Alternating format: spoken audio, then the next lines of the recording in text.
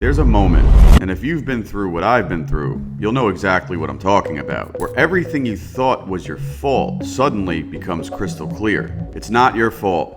It was never your fault. It took me years to get to that moment, and honestly, I almost didn't make it there. So today I want to tell you why I built this channel. And no, it's not the elevator pitch version. It's the real version. Because if you're going to trust me with your healing, you deserve to know who you're actually listening to. So try to bear with me, because what I share with you today may be the most important thing you hear today.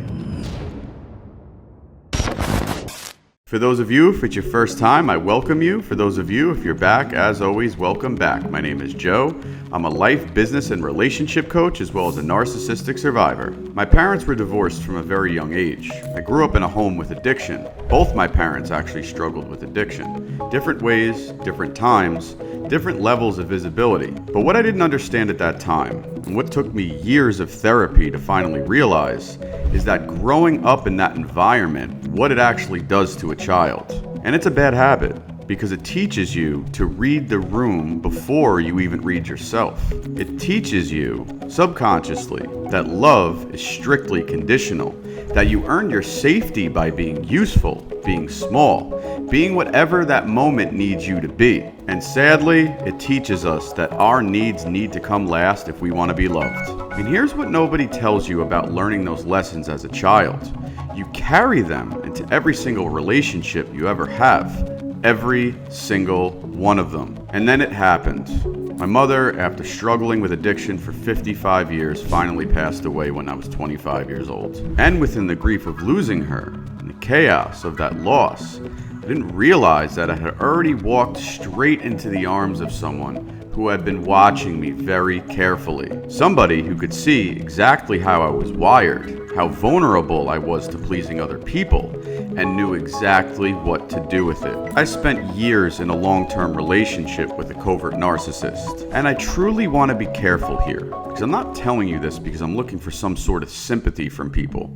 I'm telling you this because covert narcissism is the hardest kind to see through. Because on the outside, it doesn't look like abuse. It looks like sensitivity, like they're actually trying to help you and they care about you. It's packaged as love. It looks like somebody who needs you. And you, because of everything you were taught growing up, are very, very good about being needed at all times. But the confusion started early.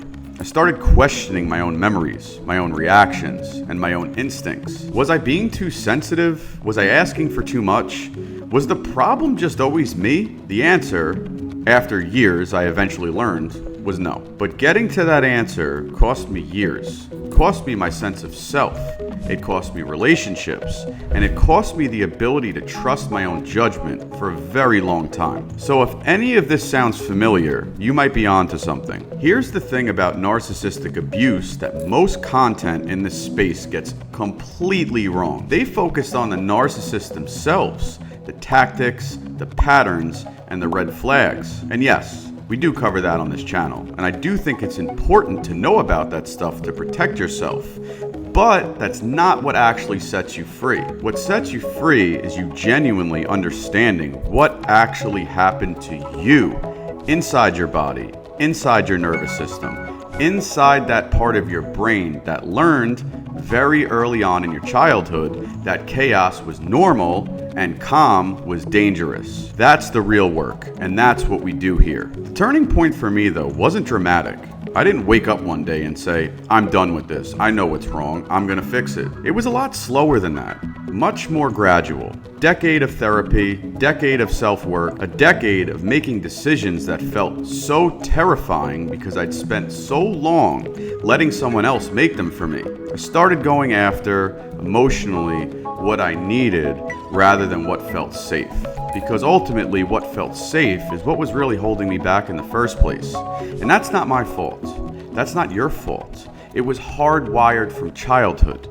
You were a child. We were children. We couldn't pick our parents. We couldn't pick our circumstances. But we could make our choices now. I now have my two precious sons watching me. And at some point I realized the patterns I was living with were the same patterns that I actually grew up with. And at that point, I refused to pass them on. I made a decision The generational trauma stops with me. So I stopped waiting to feel ready. I stopped waiting for permission. I stopped waiting for apologies from the people I wanted them from because I knew I was never going to get them. It was never going to come. And I started rebuilding myself, not who they said I was, who I actually am. I built high-value hacks out of passion because nobody should have to figure this out on their own. So every video on this channel, we break down what narcissists do and why.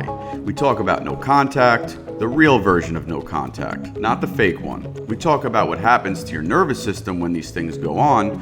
We talk about who you become when you finally stop letting someone else write the story of your life. And most importantly, we do it from a place of radical indifference.